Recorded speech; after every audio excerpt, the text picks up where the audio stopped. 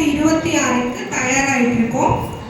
அது MLA election மட்டும் கிடையாது, அதுக்கப்புறம் வரக்கூடிய உள்ளாட்சி எம்எல்ஏ எலெக்ஷன்ல நிச்சயமாக பாரதிய ஜனதா கட்சியினுடைய கூட்டணி வெற்றி பெறும். கண்டிப்பா கொடி ஏற்றுவோம். அதுல 1% கூட யாருக்குமே ஐயம் கிடையாது. நிச்சயமாக இந்த முறை நம்மளுடைய நிர்வாகிகள் எம்எல்ஏக்களாக சட்டமன்றத்துக்கு போவாங்க. அதுல எந்த மாதிரி கருத்தும் இல்லை. அதுக்கு அடுத்தபடியாக உள்ளாட்சியில நம்ம எத்தனை பேரு உள்ளாட்சிக்கு போறோம், உள்ளாட்சி கவுன்சிலராகவோ டிஸ்ட்ரிக்ட் கவுன்சிலராகவோ சேர்மேனாவோ இந்த மாதிரியான 10,000க்கு மேற்பட்ட பொறுப்புகள் இருக்கு. இதுல இந்த மாவட்டத்துல எவ்வளவு பேர் உள்ளாட்சியில போய் உட்கார போறோம்ன்றதுக்கான விஷயம்தான் இந்த பாரத பிரதமருடைய திட்டங்களை மக்களுக்கு எடுத்துட்டு போய் கொடுக்கறது. இங்க இருந்து நிறைய பேர் வந்து பேசினாங்க. நம்மளுடைய நிர்வாகிகள் மிக சிறந்த பேச்சாளர்கள் ஒவ்வொருத்தரும். அப்படி ஃபிங்கர் டிப்ஸ்ல வச்சிருக்காங்க ஒவ்வொருத்தரும். ஒவ்வொரு டேட்டாவும் அண்ணன் பேசும்போது சோலார் பிளான்ட் பத்தி சொல்றாங்க. அதை வந்து நடைமுறைப்படுத்தியிருக்காங்க. என்னுடைய வாழ்த்துக்கள், வணக்கம். உங்களை மாதிரி பல பேர் இந்த மாதிரியான விஷயங்களை நீங்க விவசாயிகளுக்கும் மற்றவர்களும் எடுத்து போகும்போது அவங்களுடைய பாரம் சுமை குறையும். அது மட்டும் இல்லை, நம்மளுடைய நாட்டின் மீது நம்ம பிரதமர் மீது இன்னும் மரியாதை அதிகமாகும்.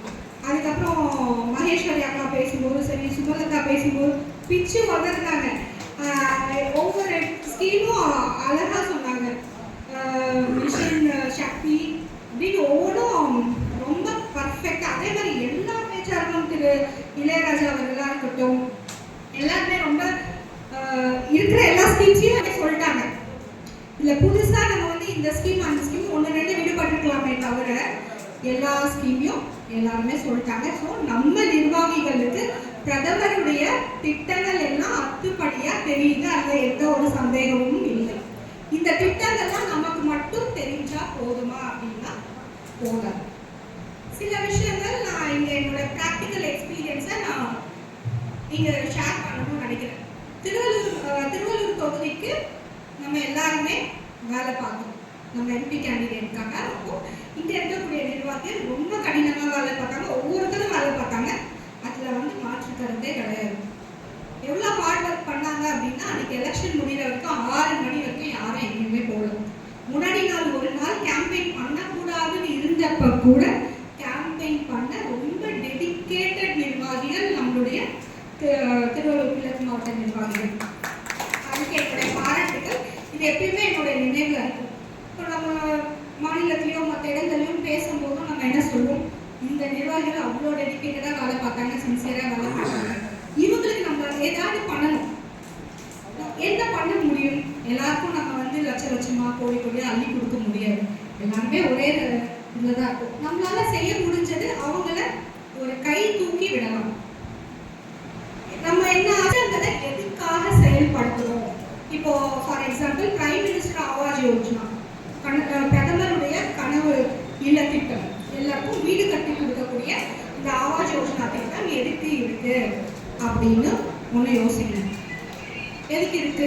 ஒவ்வொரு ஏழை மக்களா இருக்கட்டும், நடுத்தர வர்க்கத்தில் இருக்கவங்களா இருக்கட்டும், இவங்களுக்கு உள்ளுக்குள்ள மைண்ட் 500 ஸ்கொயர் ஃபீட்டோ 1000 ஸ்கொயர் ஃபீட்டோ 200 ஸ்கொயர் ஃபீட்டோ, ஆனா நமக்குன்னு ஒரு வீடு இருக்கணும் எல்லாருமே நினைப்பாங்க இல்லையா? அந்த வீடு இல்லைன்ற ஒரு விஷயம் ஒரு சாதாரண பாமர மக்கள் ஒரு மனிதனுக்கு எந்த அளவுக்கு ஒரு ஸ்ட்ரெஸ் இருக்கும் அப்படின்றது நிறைய பேருக்கு தெரியும். எல்லாருமே இங்க சாதாரண குடும்பத்துல பிறந்து வளர்ந்து படிச்சுதான் நம்ம வந்து மேல மேல வளர்ந்துட்டு இருக்கோம். அப்படி இருக்கும்போது அந்த ஒரு உணர்வை பிரதமர் தெரிஞ்சு வச்சிருக்காரு. அவர் வந்து 3 முறை சிஎம்மா இருந்தாலும் கூட ஒரு சாதாரண மனிதனுடைய வழி அவருக்கு தெரியுது. ஒரு சாதாரண மனிதனுக்கு என்ன வேணும்? உணவு, உடை, இருப்பிடம், இது 3 வேணும். கல்வி வேணும். அதுக்கப்புறம் நல்ல மருத்துவம் வேணும். இன்னைக்கு வரைக்கும் 80 கோடி பேருக்கு ரேஷன்ல அரிசி பருப்பு எல்லாம் இன்னைக்கு வரைக்கும் போயிட்டு இருக்கு. அப்போ நம்முடைய நாட்டுல ஒருத்தர் கூட பட்னியால கஷ்டப்படக்கூடாது அப்படின்னு பிரதமர் யோசிச்சிருக்காரு. அதே மாதிரிதான் முடிஞ்ச அளவுக்கு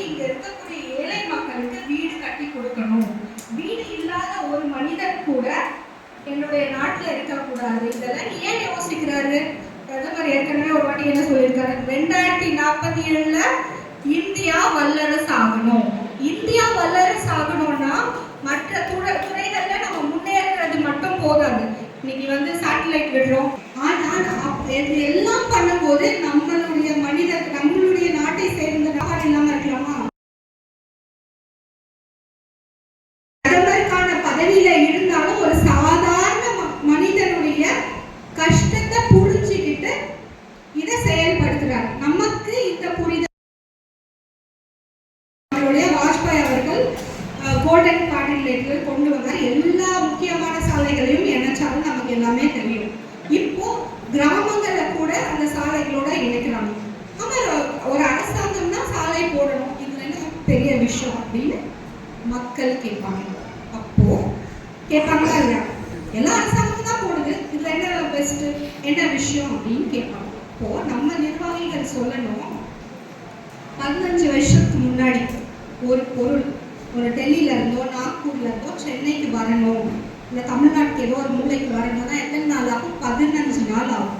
இந்த பிஸ்னஸ் பண்றவங்க எல்லாருக்கும் தெரியும், இல்லை ஒர்க் பண்ணியிருக்கவங்களுக்கு தெரியும். 15 நாளாவது ஆகுமானா குறைஞ்சது கிடைக்காது. இன்னைக்கு ஒரு பொருள் வேணும்னா ஒரு இடத்துல இருந்து இன்னொரு இடத்துக்கு மேக்சிமம் 2 நாள், மினிமம் 24 ஹவர்ஸ்ல வருதா இல்லையா? எப்படி வருது? நம்ம அமேசான் யூஸ் பண்றோம், இன்ஸ்டா யூஸ் பண்றோம், நிறைய ஆப் யூஸ் பண்றோம். எப்படி வருது? இப்படி சாலைகளை உள்கட்டமைப்பை வந்து நம்ம மேம்படுத்தினதுனால தான் வருது. இதனால என்ன பலன்? இதனால என்ன பலன்னா, நம்ம இவ்வளோ இண்டஸ்ட்ரி வச்சிருக்கோம், இவ்வளோ தொழிற்சாலைகள் குண்டிக்குடியில இருக்கு. அப்போ இங்க ஒரு மெஷின் ரிப்பேர் ஆயிடுதுன்னு வச்சுக்கோங்க, அதோட ஸ்பேர் பார்ட் நாக்பூர்லயோ பாம்பேலயோ வேணும், அங்க இருந்து வரணும். 15 நாள் டிலே ஆச்சுன்னா 15 நாள் வேலை கிடையாது. அங்க இருக்கக்கூடிய எம்ப்ளாய்க்கு வேலை கிடையாது, அப்ப அவங்களுக்கு சம்பளம் கிடையாது. இப்ப அடுத்த நாள் வரும்போது இந்த பிரச்சனை சால்வ் ஆகுதா? அப்போ அவங்களோட ப்ரொடக்ஷன் இன்க்ரீஸ் ஆகுதா? அவங்க ப்ரொடக்ஷன் ஹோல்ட் பண்ணல. அப்போ ஒரு தனி மனிதனுடைய வாழ்க்கை எந்த அளவுக்கு இது இம்பாக்ட் பண்ணுன்ற புரிதல் நமக்கு இருக்கணும். புரியுதா? ஒரு எஜுகேஷனல் லோன் கொடுக்குறோம். எதுக்கு எஜுகேஷனல் லோன் கொடுக்குறோம்? இல்லை ஒரு வீடு கட்டுறதுக்கு லோன் கொடுக்குறோம், இல்லை ஒரு வண்டி வாங்குறதுக்கு ஒரு லோன் கொடுக்குறோம். எதுக்கு வாங்குறோம்? இன்னைக்கு ஸ்ரீபெரும்புத்தூருக்கு போறாங்க, இங்க இருந்து இந்த பகுதியில இருந்து போறாங்க அப்படின்னா இந்த சாலைகள் எந்த அளவுக்கு மேம்படுறது நமக்கு தெரியும். அவங்க கிட்ட ஒரு வேனோ ஒரு இருசக்கர வாகனமோ இருக்கும்போது அவங்க எவ்வளவு சீக்கிரமா போவாங்க, எவ்வளவு பெட்ரோல் கம்மியாகும். ரோடு நல்லா இருந்துச்சுன்னா பெட்ரோல் கன்சம்ஷன் கம்மியாகுமா? டைம் சேவ் ஆகுமா? சேஃபா போவாங்களா? இப்போ முன்னாடிலாம் ஸ்ரீபெரும்புத்தூர் போனால் 4 மணி நேரம் 4.5 மணி நேரம் ஆகுமா? இன்னைக்கு 2 மணி நேரத்துல போவோமா? டைம் சேவ் ஆகுதா? இல்லைன்னா முன்னாடி என்ன பண்ணுவாங்க, அங்க போய் அங்க ஒரு வீடு எடுத்து தங்கி சம்பாரிச்சு அதை பாதி அங்க செலவாகி பாதி குடும்பத்துக்கு கொடுப்பாங்க. இன்னைக்கு குடும்பத்தோட இருக்காங்க, அவங்க சொந்த ஊர்ல இருக்காங்க மேக்சிமம். ஸோ அந்த மனிதனுடைய பொருளாதாரத்துல நம்மளுடைய நாட்டினுடைய பிரதமரோ மத்திய அரசாங்கமோ எந்த அளவுக்கு யோசிக்கிறாங்க அப்படின்றத நம்ம பார்க்கணும். இந்த புரிதல் நமக்கு இருக்கணும். அன்பழகன் சிவகுமார் சொல்லும்போது சொன்னாரு உஜ்வாலா திட்டம். இந்த உஜ்வாலா திட்டம்க்கு எனக்கே ஒரு எக்ஸ்பீரியன்ஸ் இருக்கு. விக்ஷித் பாரத்னு ஒரு ப்ரோக்ராம் போன வருஷம் நம்ம நடத்தணும். ஜனவரி மாசத்துல ஒரு 15 நாள் 10 நாள் ஏதோ நடத்தணும், 10 நாள் நடக்கும். அப்போ ஒவ்வொரு கிராமங்களுக்கும் அந்த வண்டி போகுது. அப்போ சில இடங்கள்ல வந்து மக்கள் கோவமா இருந்தாங்க. அப்பதான் வந்து ஃப்ளட் வந்திருந்தது. இந்த வெள்ளம், மழை பெஞ்சு வெள்ளம் வந்ததுனால இந்த 1000 ரூபாய் கொடுக்கல, அந்த மாதிரியான பிரச்சனைகள், பயங்கர கோவம். இந்த வண்டி போகும்போது மக்கள் ஒரு கிராமத்துல வந்து ஒரு 50 பெண்கள், அவங்களுக்கு பயங்கர கோவம். நாங்கள் வந்து இங்கே ஃப்ளட்ல கஷ்டப்பட்டு இருக்கோம், எங்களுக்கு 1000 ரூபாய் வரல. 1000 ரூபாய் வராதது காரணம் மத்திய அரசாங்கம் கிடையாது, மாநில அரசாங்கம். அவங்க தான் அந்த 1000 ரூபாய் கொடுத்தாங்க, வரல. ஸோ இந்த கோவம் எல்லாம் இந்த ஸ்கீம்ஸ் எல்லாம் போகும்போது என்ன ஸ்கீம் போட்டீங்க நீங்க? எங்களுக்கு வந்து சிலிண்டர் வந்து இவ்வளோ ரேட் அதிகமாகிடுச்சு, எங்களால் வாங்க முடியல அப்படின்னு பயங்கர கம்ப்ளைண்ட். சகோதரர் திரு மா வெங்கடேசன் அவர்களை வருக நான் வரவேற்கிறேன்.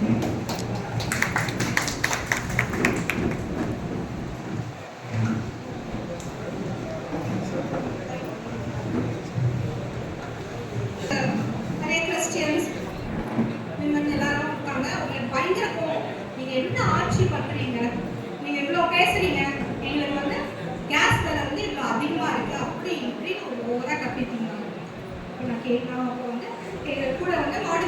மற்ற மாடல் நிர்வாகிகள் இருந்தாங்க. நான் சொல்ல திருவள்ளூர் வெஸ்ட். அவங்களுக்கு ஒரு பதட்டம் ஆயிடுச்சு, ஐயோ பிரச்சனை ஆகிட போகுது அப்படின்னு பேசினேன். இப்போ வந்து இங்க இருக்கக்கூடிய பல பெண்களுக்கு இந்த எக்ஸ்பீரியன்ஸ் இருக்கும். எனக்கும் சின்ன வயசுல இந்த எக்ஸ்பீரியன்ஸ் இருக்கு. அப்போ கேஸ் சிலிண்டர் இல்லை, நம்ம வந்து அடுப்பு விறகுல தான் சமைப்போம். எல்லாருக்கும் இந்த எக்ஸ்பீரியன்ஸ் இருக்கா? பத்த வைக்கிறதே ஒரு பெரிய கஷ்டம். அதை வந்து ஊற வச்சு ஊறி ஊறி கண்ணெல்லாம் எரியும், நம்மளால சமைக்க முடியாது. அது ஒரு கஷ்டம். இருமும், கண்ணு தண்ணி கொட்டும். அதுக்கப்புறம் வந்துட்டு அதுல சமைக்கிறதுக்கு எவ்வளவு லேட் ஆகும்? 3 மணி நேரம் 4 மணி நேரம் ஆகும் ஒரு வேளை சமைக்கிறது. இப்போ காலையில சமைக்கணும். இது அந்த அடுப்பை மேக்சிமம் வீட்டுக்குள்ள வச்சுக்க மாட்டாங்க. கிராமத்துக்கு எவ்வளவு தூரம் போகணும்? ஒரு 2 குடம் தண்ணி எடுக்கிறதுக்கு 2 கிலோமீட்டர் 3 கிலோமீட்டர் போய் கிணத்துல எடுத்து. இன்னைக்கு வீட்டுலயே தண்ணி வருதா? அந்த தண்ணி எடுக்கக்கூடிய வேலை கிடையாதா? போய் அவ்வளவு தூரம் போய் பம்புல அடிச்சோ இல்ல கிணத்துல அடிச்சோ இல்லையா? எவ்வளவு டைம் சேவ் ஆகுது? இன்னைக்கு சமைக்கிறதுக்கு எவ்வளவு நேரம் எடுத்துக்கோ? 1 மணி நேரம் எடுத்துக்கிறோமா? 1 மணி நேரம் எடுத்துக்கோமா? மேக்சிமம் 1.5 மணி நேரம். 2 வேளை சமையல் 1 மணி நேரம் 1.5 மணி நேரத்துல முடிச்சுட்டு அடுத்த வேலையை பார்க்க போவோம். காலேஜ் போற பிள்ளைங்க காலேஜ் போவோம், வேலைக்கு போறவங்க வேலைக்கு போவாங்க. இப்படிதானே இருக்கும். இன்னைக்கு பெண்கள் எவ்வளவு படிச்சிருக்கோம்? அதனால எத்தனை பேரு அந்த டைம்ல அதாவது ஸ்கூலுக்கே போக மாட்டாங்க. ஸ்கூல் டிராப் அவுட்டே அதிகமா இருக்கும் பெண்கள். இன்னைக்கு பெண்கள் 1 டிகிரில 2 டிகிரி பண்றாங்க. அப்போ இந்த அரசாங்கம், நம்மளுடைய பிரதமர் எந்த அளவுக்கு பெண் கல்வி, பெண்ணுடைய ஆரோக்கியம், அந்த அந்த அடுப்புல சமைக்கும் போது எத்தனை பேருக்கு வீசிங் ப்ராப்ளம் வந்திருக்கும்? கஷ்டமா இருக்கலாம், பல பேர் கஷ்டமா இருக்கலாம். அந்த 100 ரூபாய் இன்க்ரீஸ் ஆகும், நான் ஒண்ணுமே சொல்லல. இப்படி கஷ்டப்பட்ட பெண்கள் இங்க மட்டும் இல்ல, இந்தியா ஃபுல்லா இருக்காங்க. இந்தியா ஃபுல்லா 12 கோடி பெண்களுக்கு இலவச சிலிண்டர் கொடுத்திருக்காங்க. அப்ப 12 கோடி பெண்கள், அதாவது 12 கோடி குடும்பம் வந்து இதனால பயன்பெற்றிருக்கு. பட் அதுல 1-2 பெண்களாக இருப்பாங்கல்ல, குடும்ப தலைவியை தவிர அவங்களுடைய வீட்டு பெண்களாக இருப்பாங்கல்ல. அப்ப ஒண்ணு அவங்களுடைய உடல்நிலை, இன்னொன்னு டைம், இன்னொன்னு கல்வி, இன்னொன்னு வேலை, இவ்வளவு விஷயங்களை பண்ணி கொடுக்கும் போது அப்படிப்பட்ட பிரதமருக்காக, அப்படிப்பட்ட திட்டத்துக்காக இங்க இருக்கக்கூடிய எல்லா சகோதரர்கள், நம்ம மட்டும் நல்லா இருந்தா போதாது இல்லையா? நாட்டுல இருக்கக்கூடிய எல்லா பெண்களும் நல்லா இருக்கணும்னு யோசிச்ச ஒரு பிரதமர், அதுக்காக அந்த 100 ரூபாய் நம்ம அதிகமா கொடுக்கறதுல என்ன தவறுன்னு கேட்டப்போ அந்த சகோதரி அதை ஒத்துக்கிட்டாங்க. நம்ம இந்த திட்டங்களை எடுத்துட்டு போவோம், எல்லாருக்கும் எல்லா திட்டங்களும் தெரியும். என்னதான் மாநில அரசாங்கம் வந்து இந்த திட்டங்களை ஸ்டிக்கர் ஒட்டினாலும், இது மாநில அரசாங்கம் கொடுக்குதா, மத்திய அரசாங்கம் கொடுக்குதா, 2 பேரும் சேர்ந்து கொடுக்குறாங்களா? 2 பேரும் சேர்ந்து கொடுக்கும் போது அவங்களோட பர்சன்டேஜ் என்னன்ற அளவுக்கு மக்கள் ரொம்ப தெளிவா இருக்காங்க. ஆனா இதை நம்ம எப்படி எடுத்துட்டு போறோம் அப்படின்றதுதான் மக்களுக்கு எந்த அளவுக்கு புரியுற மாதிரி நம்ம எடுத்துட்டு போறோம். நம்ம அண்ணன் சொன்னாங்க, ஆர்சி பாலாஜி, நம்ம வந்து தெருமுனை கூட்டம் போடணும். ஆமா, திமுக அதிமுக எல்லாம் என்ன பண்ணுவாங்க? தெருமுனை கூட்டம் போடுவாங்க, டீ கடையில உட்காந்து பேசுவாங்க, திண்ணையில உட்காந்து பேசுவாங்க. பேசி பேசிதான் தமிழ்நாட்டு அரசியல் வளர்ந்தது. பேசி பேசிதான் திராவிட கட்சிகள் தமிழ்நாட்டை குடிச்சாங்க. நம்ம பேச மாட்டோம். நம்ம எங்க பேசுவோம்? நம்ம ஹால்ல பேசுவோம், போன்ல பேசுவோம், வாட்ஸ்அப் சாட்ல பேசுவோம். யார் திட்டோட சாட்ல போட்டு திட்டோம். இப்போ இந்த 6 மாசம் இது எல்லாத்தையும் ஒதுக்கி வச்சுட்டு நம்ம மக்கள் கிட்ட போய் பேச போறோம். நம்ம பழைய காலத்துல ஸ்கூல் படிக்கும் போது அசோகர் மரம் நட்டார், மரம் நட்டார், மரம் நட்டார். எதுக்கு மரம் நட்டாரு? சும்மா வேலை வெட்டி இல்லாம நட்டாரு கிடையாது. அவ்வளவு பேர் போறாங்க, தெருவுல போறாங்க, அவங்களுக்கு நிழல் வேணும், தண்ணி குளம் வெட்டினாங்க. எதுக்கு குளம் வெட்டுறாங்க? அவங்களுக்கு மக்கள் பயனடைக்கிறதுக்கு. அப்போ இந்த ஒவ்வொரு திட்டமும் மக்களை எப்படி போய் சேர்கிறது, அதனால மக்களுக்கு என்ன பயன்? நீங்க இந்த எல்லாத்தையும் எடுத்து போய் சொல்றீங்க, பிரதமர் வந்து இதை பண்ணாரு, அதை பண்ணாரு, எல்லாம் ஓகே. அடுத்த கேள்வி அவங்க என்ன கேட்பாங்க? இதனால எனக்கு என்ன ஆச்சு? கேம்பெயின் போகும்போது ஒரு அம்மா சொன்னாங்க, இங்கதான் பொன்னேரி பக்கத்துல ஒரு கிராமத்துக்கு போறோம். கேம்பெயின் போயிட்டு இருக்கும்போது அந்த தெரு ஃபுல்லா ஒரு பக்கம் திமுக, இன்னொரு பக்கம் அதிமுக. நமக்கு பார்த்தாலே தெரியும், அந்த கேலண்டர் இருக்கும், எல்லாமே இருக்கு. அப்போ கேம்பெயின் நம்ம என்ன பண்ணுவோம்? யாரா இருந்தாலும் நம்ம கூச்சமே பட மாட்டோம், நம்ம போய் ஓட்டு கேட்கறது கேட்போம். அது நம்மளுடைய உரிமை. அப்போ ஒரு அம்மா வயசானவங்க, ஒரு 60-65 வயசு வரைக்கும் இருக்கும். அவங்க வந்து என்கிட்ட சொல்றாங்க, அம்மா நாங்க வந்து பிஜேபிக்கு தான் ஓட்டு போடுவேன் அப்படின்னு சொன்னாங்க. நம்ம ஓட்டு கேட்கறதுனால இப்படி சொல்றாங்க போல. ஜெனரலா யார் ஓட்டு கேட்டாலும் உங்களுக்கு தான் போடுவேன்னு சொல்லுவாங்க இல்லையா அப்படின்ட்டு. அப்படியாம்மா யாருக்கு போடுவீங்க அப்படின்னா மோடி அவர்களுக்கு ஓட்டு போடுவேன் அப்படின்னாங்க. அப்படி எந்த சின்னத்துல ஓட்டு போடுவீங்க அப்படின்னா ரொம்ப தெளிவா தாமரை சின்னம். அவங்க படிக்காதவங்க தாமரை சின்னத்துல ஓட்டு போடுவேன்னு சொல்றாங்க. அப்படியா, எதுக்கு நீங்க தாமரை சின்னத்துல ஓட்டு போடுவீங்க அப்படின்னு கேட்குறோம். உடனே அவங்க சொல்றாங்க, நான் 100 நாள் வேலை வாய்ப்பு திட்டத்துல இருக்கேன், அதனால பயனடைஞ்சிருக்கேன், அதனால வந்து நான் தாமரைக்கு ஓட்டு போடுவேன். நம்ம சும்மா இருக்கோமா, திரும்ப ஒரு கேள்வி கேட்போம். 100 நாள் வேலை வாய்ப்பு திட்டம் வந்து ரொம்ப வருஷமா இருக்கு, பிளஸ் பீரியட்லயே இருக்கு, அப்புறம் எதுக்கு நீங்க பிஜேபிக்கு ஓட்டு போடுவீங்கன்னு கேட்டேன். அப்போ அவங்க அம்மா சொன்னாங்க, அம்மா இருந்துச்சு, ஆனா 100 நாள் வேலை வாய்ப்பு திட்டத்தோட ஊதியத்தை நரேந்திர மோடி அவர்கள்லாம் உயர்த்தி கொடுத்தாரு ஒண்ணு, இன்னொன்னு டைரக்டா எங்க அக்கௌண்ட்டுக்கே வருது. முன்னாடி அதுல கமிஷன் எடுத்துப்பாங்க, இங்க இருக்கக்கூடிய உள்ளூரை சேர்ந்த ஆளுங்கட்சியில கமிஷன் எடுத்துப்பாங்க. இன்னைக்கு வந்து அப்படி இல்லாம நேரடியா எங்களுக்கு வருது. இதுக்காக நான் மோடிக்கு ஓட்டு போடுவேன் தெளிவா பேசுறேன். அதனால நம்ம திட்டங்களை நம்ம எடுத்துட்டு போய் சொல்லிதான் மக்களுக்கு தெரியணும் இல்ல, ஆனா திட்டங்கள் தெரியும். அதனால என்ன பயன்? நான் இப்ப சொன்ன மாதிரி ரோடு போடுறதோ, இந்த வீடு கட்டி கொடுக்கறதோ, இந்த தண்ணியோ, இந்த சிலிண்டரோ எதுக்காக பண்றாரு? 2047 நம்ம வல்லரசு அத்தனை மக்களுடைய பொருளாதாரமும் வாழ்வாதாரமும் முன்னேறணும்ன்றதுல தெளிவா இருக்காங்க. அப்போ அப்படி ஆகணும்னா என்ன? ஒவ்வொரு இண்டிவிஜுவல், ஒவ்வொரு தனி மனிதனுக்கும் இருக்க ஒரு நல்ல வீடு வேணும். நம்ம வெளியில பணம் கட்டி தான் படிக்க வைப்போம். அப்போ உங்களுடைய அரசாங்கத்துல கல்வி சரியா இல்ல, குவாலிட்டியா இல்ல, தகுதியான கல்வி நீங்க கொடுக்கல அப்படின்னா என்ன ஆகும்? பிள்ளைகளுடைய எதிர்காலம் பாழாகும். இவங்க என்ன பண்ணாங்க? 10 வருஷத்துக்கு 15 வருஷத்துக்கு முன்னாடி எல்லா பிள்ளைகளும் பாஸ் ஆகணும். ஏன்னா 18 வயசு பிளஸ் 2 முடிச்ச உடனே பாஸ் ஆனா ஓட்டு வரும். அதனால என்ன பண்ணாங்க? சமசீர் கல்வி கொண்டு வந்தாங்க. சமசீர் கல்வி கொண்டு வந்த அப்புறம் தான் தமிழ்நாட்டினுடைய கல்வி தரம் குறைந்ததுன்னு கல்வித்துறையில இருக்கக்கூடிய எல்லாருக்குமே தெரியும். இன்னைக்கு இவங்க நீட்டுன்னு பேசுறாங்களே, இதற்கு முன்னாடி தமிழ்நாட்டுல என்ட்ரன்ஸ் எக்ஸாம் இல்லையா? 98 வரைக்கும் என்ட்ரன்ஸ் எக்ஸாம் இருந்தது. நான் இன்ஜினியரிங் சேரும்போது என்ட்ரன்ஸ் எக்ஸாம் எழுதினேன். மெடிசினுக்கு நான் என்ட்ரன்ஸ் எக்ஸாம் எழுதினேன். ஸோ என்ட்ரன்ஸ் எக்ஸாம் தமிழ்நாட்டுல புதுசு கிடையாது. எந்த மாநிலமாவது நீட்டு வேணாம்னு சொல்றாங்களா? சொல்லல. நம்ம மட்டும் தான் சொல்றோம். இப்போ நம்ம பசங்க எல்லாம் படிக்கிறாங்கன்னு வச்சுக்கோங்க, ஒரு அப்பா அம்மாவா என்ன சொல்லுவோம்? நல்லா படி, கஷ்டமா இருக்கா டியூஷன் போ, இல்லை நான் சொல்லி கொடுக்குறேன் இன்னும் கொஞ்ச நேரம் அதிகமா படி, இப்படிதான் நம்ம அட்வைஸ் பண்ணுவோம். கஷ்டமா இருக்கா படிக்காத அப்படின்னு எந்த பெற்றோரால சொல்லுவாங்களா? யாருமே சொல்ல மாட்டோம். எல்லாருக்குமே தெரியும் கல்வி மட்டும்தான் ஒரு மனுஷனை உயர்த்துவோங்கிறது எல்லாருக்குமே தெரியும். அப்ப அக்கறை இருக்கக்கூடிய பெற்றோர் யாராவது இந்த பிள்ளைங்களை படிக்காதீங்கன்னு சொல்லுவாங்களா? சொல்ல மாட்டாங்க. அப்ப இன்னைக்கு வந்து முதலமைச்சர் என்ன சொல்றாரு? படிக்காதீங்க, நீட்டே படிக்காதீங்க, இன்னொரு லாங்குவேஜ் படிக்காதீங்க, புதிய கல்வி திட்டம் வேண்டாம், இது வேண்டாம், அது வேண்டாம், இது எல்லாம் வேண்டாம்னு சொல்றதுக்கு அவர் அரசாங்கம் இருக்கு. இப்படியா நீங்க வந்து வரக்கூடிய பிள்ளைகளை நீங்க வந்து வழி நடத்துவீங்க? நீங்க இந்த விஷயங்களை மக்களுக்கு எடுத்துட்டு போகணும். அப்புறம் இன்னைக்கு இருக்கக்கூடிய போதைப் பொருள், பிரதமர் அங்க என்ன சொல்றாரு? போதைப் பொருள் இருக்கக்கூடாது அப்படின்னு சொல்றாரு. ஆனா வந்து நம்ம என்ன பண்றோம்? போதைப் பொருள் கடத்துறவங்களும் போதைப் பொருள் வியாபாரம் பண்றவங்க எல்லாம் கட்சியில திமுகல பொறுப்புல வச்சிருக்காங்க. நம்ம மலிவு விலையில மருந்து கொடுத்துட்டு இருக்கோம், மக்கள் கஷ்டப்படக்கூடாது அப்படின்னு. ஜெனரிக் மெடிசன் பெரிய பெரிய விஷயங்கள் இருக்கு. இதய நோய்க்கு கொடுக்குறோம். இன்னைக்கு நிறைய நோய்களுக்கு ஜெனரிக் மெடிசன் கம்மி விலையில கொடுத்துருக்காரு பிரதமர். ஏன் மக்கள் கஷ்டப்படக்கூடாது? ஆனா இவங்க என்ன பண்றாங்க?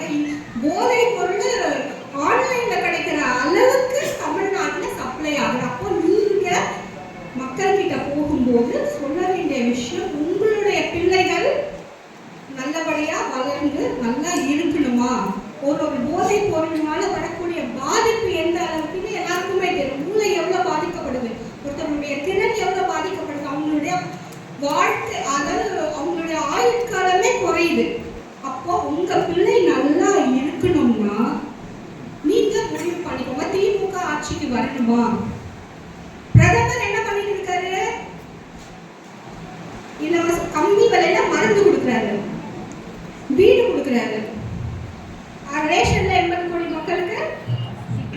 இப்படி ஒவ்வொருத்தருடைய வாழ்வாதாரத்தை பெருக்கணும். சம்பாதிக்கிற பணத்தை அடுத்த கட்டத்துக்கு இவங்க எடுத்துட்டு போகணும்னு நினைக்கிறாங்க. இவங்க என்ன பண்றாங்க? சம்பாதிக்கிற பணத்தை போதைப் பொருள், டாஸ்மாக் இதெல்லாத்தையும் கொடுத்துட்டு மாசம் 1000 ரூபாவும் கொடுத்துட்டு அதை ஈக்குவலைஸ் பண்றாங்க. அப்போ மக்களுக்கு இதை நம்ம தெரியும், ஆனா நம்ம அதை எப்படி எடுத்துட்டு போக வேண்டும் அப்படின்றத நம்ம முடிவு பண்ணிக்கணும். அதே மாதிரி உட்கட்டமைப்பை பத்தி நம்ம பேசிட்டோம். இன்னைக்கு எந்த தொழில் தொடங்கணும் அப்படின்னாலும், இந்தியாவில் எந்த மூலையில தொழில் தொடங்கணுமானாலும் மத்திய அரசாங்கம் அந்த நடைமுறைகளை மிகவும் எழுதி பண்ணியிருக்கு. சாலையோர வியாபாரிகளுக்கு எந்த ஒரு டாக்குமெண்ட்ஸும் இல்லாம, எந்த செக்யூரிட்டியோ இல்லாம இன்னைக்கு கொடுக்குறாங்க. இவ்வளோ விஷயங்களை பண்ண நம்ம தமிழ்நாட்டுல ஆட்சி அமைக்கிறதுக்கு என்ன பண்ணணும்? இது யார்கிட்டயோ இல்ல, ஒரு மாநில தலைவரோ இல்ல பிரதமரோ மாநில நிர்வாகிகளோ நினைச்சா இது சாத்தியம் கிடையாது. உங்கள ஒவ்வொருத்தரும் உங்களோட எஃபெக்ட். இன்னில இருந்து இந்த 7-8 மாசம் நீங்க எவ்வளவு வேலை பார்க்க போறீங்க? டெய்லி ஒரு 1/2 hour 1 hour இல்ல வாரத்துல ஒரு 1/2 நாள் நீங்க மக்கள் கிட்ட எப்படி போக போறீங்க? நமக்கு எல்லாருக்கும் வேலை பார்க்கணும்னு ஆசை, ஆனா என்ன வேலை பார்க்கணும்னு தெரியாது. இல்ல யாராவது சொல்லணும், நீங்க ஸ்கூல் பசங்க மாதிரி இந்த ஹோம்ஒர்க்கை முடிச்சுட்டு வா, இந்த அசைன்மெண்ட் இல்ல. நம்ம எல்லாருமே லீடர்ஸ் தான். பாரதிய ஜனதா கட்சியை பொறுத்த வரைக்கும் எல்லாரையும் தலைவர்களா உருவாக்கணும்ன்றதுதான் நம்மளுடைய ஐடியாலஜி. அப்போ நம்ம ஒரு தலைவரா இருந்தா என்ன பண்ணுவோம்? மக்கள் தானே ஓட்டு போடணும். இப்ப மக்களை கன்வின்ஸ் பண்ணணும்ல. மக்களை எப்படி கன்வின்ஸ் பண்ணணும்? மந்திரத்துல மாகா வரவே வராது. நம்ம போகணும், உட்காரணும், பேசணும். அவங்கவுங்க பகுதியில அவங்கவுங்க தான் தலைவர்கள். நீங்க வாழ்த்துக்க உங்களோட ஏரியால என்ன யாருன்னு தெரியாது, உங்க ஏரியால என்ன யாருன்னு தெரியாது, உங்களை தெரியும். அப்போ உங்களுக்கான மரியாதை எங்க என்ன? அப்போ நீங்க பிரைம் மினிஸ்டர் ஸ்கீம் எடுத்துட்டு போகணும். அது மட்டுமல்ல, மாநில அரசாங்கத்துல என்னெல்லாம் பண்ணிட்டு இருக்காங்க, என்னென்ன தப்பு பண்ணிட்டு இருக்காங்க, அங்க இருக்க கவுன்சிலர் என்ன பண்ணிட்டு இருக்காங்க, அந்த ரோடு இது சரியா இருக்கா இல்லையா, ஸ்ட்ரீட் லைட் எரியுதா இல்லையா, ஜல்ஜீவன்ல எவ்வளவு கரப்ஷன் பண்றாங்க, ஒவ்வொரு விஷயத்தையும் நீங்க மக்கள் கிட்ட எடுத்துட்டு போகணும், போராடணும். இந்த 7-8 மாசம் நீங்க எந்த அளவுக்கு நம்ம ஸ்கீமை எடுத்துட்டு போறீங்களோ, இது இந்த ஒரு வாரம் 10 நாள் இந்த ஸ்கீம் எடுத்துட்டு போனா போதாது. நீங்க எலெக்ஷன் நம்ம எவ்வளவு டெடிகேட்டடா வேலை பார்ப்போமோ அந்த அளவுக்கு இந்த 7-8 மாசம் நம்ம எவ்வளவு ஸ்கீம்ஸ் எடுத்துட்டு போயிருக்கோமோ அத்தனையும் மக்கள் கிட்ட எடுத்துட்டு போகணும். அது மட்டும் இல்லாம ஆளும் கட்சியில என்னென்ன தவறுகள் செஞ்சுட்டு இருக்காங்களோ அது எல்லாத்தையும் வெட்ட வெளிச்சத்துக்கு எடுத்துட்டு வரணும். எடுத்துட்டு வந்தால் மட்டுமே ஆட்சி சாத்தியம். நான் திரும்பவும் சொன்ன மாதிரி கண்டிப்பா 2026ல நம்ம ஆட்சி அமைப்போம். அதுல எந்த ஒரு இதுவும் இல்லை. ஆனா உங்கள எத்தனை பேர் இங்க உள்ளாட்சி அமைப்புல போய் உட்கார போறீங்கன்றது சேலஞ்ச். இதுக்கு யாரோட ரெக்கமெண்டேஷனும் தெரியாது. நாங்க ரெக்கமெண்ட் பண்ணா சீட்டு வாங்க முடியும், ஆனா நீங்க ஜெயிக்கணும். நீங்க ஜெயிக்கணும்னா மக்கள் கிட்ட உங்க மேல நல்ல பேர் இருக்கணும். அதுக்கு வேற வழியே கிடையாது. நீங்க மக்களை போய் சந்திச்சேதான் ஆகணும். இதுல உங்களுக்கு உடன்பாடு இருந்தாலும் இல்லைனாலும் என்னுடைய கருத்தை நான் சொல்லிட்டேன். எந்த வளர்ச்சி பாரதிய ஜனதா கட்சி நிச்சயமாக